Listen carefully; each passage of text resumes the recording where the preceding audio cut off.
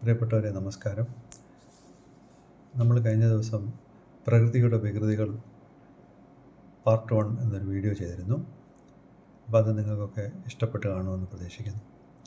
അപ്പോൾ അതിൽ നമ്മൾ ചർച്ച ചെയ്ത് തുടങ്ങി വെച്ച കാര്യങ്ങളുടെ തുടർച്ചയാണ് ഈ വീഡിയോ.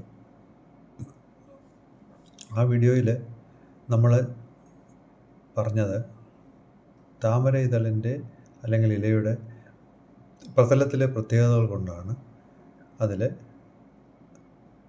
ചെളി പിടിക്കാത്തത് എന്നാണ് പറഞ്ഞത്.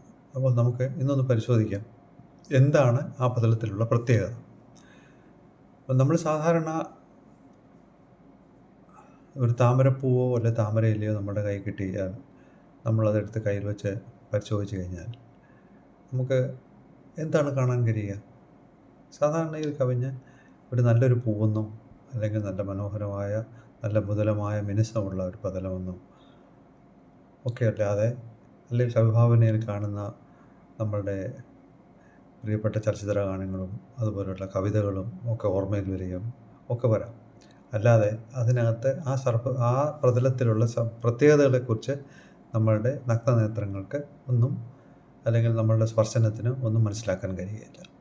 അപ്പോൾ അത്തരം കാര്യങ്ങൾ നമ്മൾ മനസ്സിലാക്കണമെന്നുണ്ടെങ്കിൽ നമുക്ക് കൂടുതൽ ശാസ്ത്രീയമായ പഠനങ്ങൾ നടത്തണം.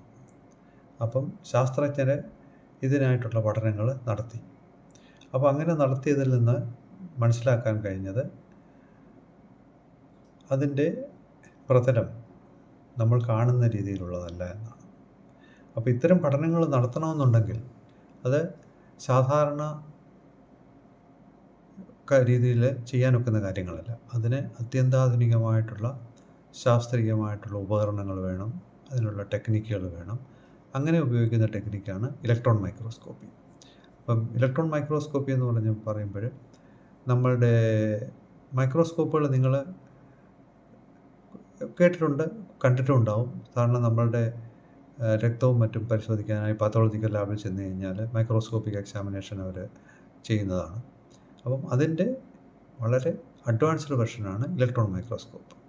അപ്പോൾ ഒരു ഉദാഹരണത്തിന് വേണ്ടി പറയുകയാണെങ്കിൽ, നമ്മുടെ ഈ തലമുടിയുടെ നാരില്ലേ, തലമുടിയുടെ നാരിൻ്റെ കനം, ആ കനത്തിൻ്റെ 10,000-1 വരെ ഉള്ള സാധനങ്ങളെ വരെ, അല്ലെങ്കിൽ പദാർത്ഥങ്ങളെ വരെ, അല്ലെങ്കിൽ സാമ്പിളിനെ വരെ വളരെ വ്യക്തമായിട്ട് പഠിക്കുവാനും കാണുവാനും നമുക്ക് ഇലക്ട്രോൺ മൈക്രോസ്കോപ്പിലൂടെ കാണാൻ കഴിയും. അപ്പം അങ്ങനെയുള്ള ആ ഇലക്ട്രോൺ മൈക്രോസ്കോപ്പിൽ വെച്ചിട്ട് ഈ താമരയുടെ പ്രതലം പരിശോധിച്ചപ്പോൾ വളരെ അത്ഭുതകരമായിട്ടുള്ള, വളരെ ആകർഷകമായിട്ടുള്ള ശാസ്ത്ര ഫലങ്ങളാണ് കാണാൻ കഴിഞ്ഞത്. അതായത് നമ്മൾ കാണുന്ന രീതിയിൽ താമരയുടെ പ്രതലം നിരപ്പല്ല. അതിൽ ധാരാളം സിക്സാഗ് സ്ട്രക്ചറുകളുണ്ട്. അതായത് ഉയർച്ചയും താഴ്ചയുമുള്ള ഒരു സർഫസാണ് താമര ഇതളിനും പൂവിൻ്റെ സർഫസിനും ഉള്ളത്. അപ്പം അങ്ങനെ വരുന്ന ആ സ്ട്രക്ചറുകൾ നമ്മളൊന്ന് ഇമാജിൻ ചെയ്ത് നോക്കിയാട്ടെ. ഇപ്പം നമ്മുടെ ആ ഒരു സർഫസിൽ ഇപ്പം ഈ താടിക്കുമ്പം നമ്മുടെ രോമം വളർന്നിരിക്കുന്നത് പോലെ ഒരു സർഫസിൽ ഇങ്ങനെ കൊച്ചു നിറച്ച് രോമങ്ങളിങ്ങനെ കുത്തി നിർത്തിയിരിക്കുകയാണ് ആ സർഫസിൽ. അപ്പം അതുപോലെയുള്ള ഒരു സർഫസാണ് നമ്മളുടെ താമര ഇതളിലുള്ളത്. അത് നമുക്ക് നഗ്നനേത്രങ്ങൾ കൊണ്ട് കാണാൻ കഴിയുന്നതല്ല. അതുകൊണ്ടാണ് നമുക്കത് ഒരു കാരണവശാലും കാഴ്ച കൊണ്ടോ അല്ലെങ്കിൽ സ്പർശനം കൊണ്ടോ മനസ്സിലാക്കാൻ സാധിക്കാത്തത്. പക്ഷേ അതിൽ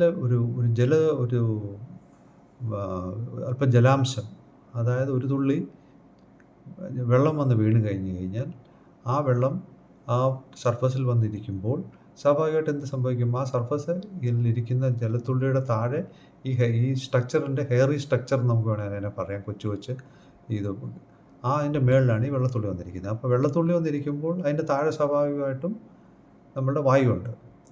അപ്പോൾ വായു അവിടെ ഇരിക്കാൻ സമ്മതിക്കില്ല, വെള്ളത്തിനെ താഴേക്ക് ചെല്ലാൻ സമ്മതിക്കില്ല. അപ്പോൾ അതിനെ പുഷ് ചെയ്യും. അപ്പോൾ പുഷ് ചെയ്യുമ്പം അവിടുന്ന് ആ വെള്ളത്തുള്ളി വീണ്ടും ഉരുണ്ടുരുണ്ട് നടക്കും. അപ്പോൾ ഉരുണ്ടുകൊണ്ട് നടക്കുമ്പോൾ, ഉരുണ്ട് മാറുമ്പോൾ അവിടെയുള്ള മറ്റ് അഴുക്കുകളും പൊടികളും എല്ലാം ആ വെള്ളത്തുള്ളിയോടൊപ്പം അവിടുന്ന് മാറും. അപ്പം അങ്ങനെ ആ പ്രോസസ്സിലാണ് താമരയില എപ്പോഴും ക്ലീനായി നിൽക്കുന്നത്. അപ്പം നമുക്കറിയാമല്ലോ ഈ ജലാംശം ഇപ്പം നമ്മുടെ പാടത്തോ അല്ലെങ്കിൽ കുളത്തിലോ അങ്ങനെയൊക്കെയുള്ള നിൽക്കുന്ന സ്ഥലങ്ങളിൽ രാവിലെ ആണെങ്കിലും നമ്മുടെ ഡ്യൂസ് ഫോം ചെയ്യും, മഞ്ഞുതുള്ളികൾ ഫോം ചെയ്യും. അപ്പം അങ്ങനെയൊക്കെയുള്ള വെള്ളത്തിലൂടെ തന്നെ അത് നല്ല ശുചിയായിട്ട് എൻ്റെ സർഫസുകൾ ഈ പ്രോസസ്സിലൂടെ ഭംഗിയായി നിൽക്കും. അങ്ങനെയാണ് താമരയില എപ്പോഴും വളരെ സുന്ദരിയായി വളരെ മനോഹരിയായിട്ട് നിൽക്കുന്നത്, നല്ല അഴുക്കൊന്നും പിടിക്കാതെ നിൽക്കുന്നത്. അപ്പം ഈ ടെക്നോളജി നമ്മൾ പറഞ്ഞത് ഇത് നമ്മൾ പറഞ്ഞപ്പോൾ പ്രകൃതിയുടെ ഒരു അനുഗ്രഹമാണിത്. നമ്മളീ പറഞ്ഞ ടെക്നോളജി, അതായത് സ്വയം ക്ലീൻ ചെയ്ത് ഇങ്ങനെ നിൽക്കാനുള്ള സാധ്യത. അപ്പോൾ കൂട്ടുകാരെ, നിങ്ങളൊന്ന് ആലോചിച്ച് നോക്കൂ, ഇതുമാതിരിയുള്ള ഒരു ടെക്നോളജി നമ്മളുടെ മറ്റുള്ള ജീവിതത്തിലെ പല പല ഉപയോഗങ്ങൾക്കുമായി വികസിപ്പിച്ചെടുക്കുകയാണെങ്കിൽ എങ്ങനെയിരിക്കും?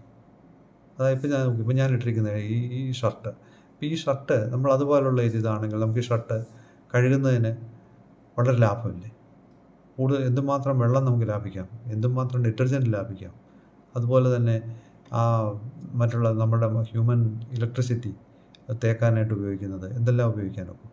അപ്പം ഇത് വലിയൊരു ടെക്നോളജിയാണ് ഈ പർട്ടിക്കുലർ നമ്മളിപ്പോൾ പറഞ്ഞത്. ഇതിനെ നമ്മൾ ലോട്ടസ് എഫക്റ്റ് എന്നാണ് പറയുന്നത് ഈ പറഞ്ഞ കാര്യത്തിൽ. അതായത് താമരയുടെ ഇത് വളരെയധികം ഗവേഷണം നടത്തിയൊരു ഏരിയ ആണ് ഇതിൽ കൂടെ ചെയ്യാൻ കഴിയുന്നത്. അപ്പോൾ ലോട്ടസ് എഫക്റ്റിൻ്റെ കൂടുതൽ ആപ്ലിക്കേഷനുകൾ ഞാൻ അടുത്ത വീഡിയോകളിൽ നമുക്ക് കൂടുതൽ ചർച്ച ചെയ്യാം. അല്ലെങ്കിൽ ഈ വീഡിയോ ഒത്തിരി നീണ്ടുപോകും. അതുകൊണ്ട് നിങ്ങൾക്ക് എന്തെങ്കിലും കൂടുതൽ സംശയങ്ങളുണ്ടെങ്കിൽ കമൻറ്റ് ബോക്സിൽ കമൻ്റ് ഇടുക. ആദ്യത്തെ പാർട്ട് കാണാത്ത കൂട്ടുകാർ ദയവായി ആ വീഡിയോയും കാണണമെന്ന് അഭ്യർത്ഥിക്കുന്നു. നമസ്കാരം.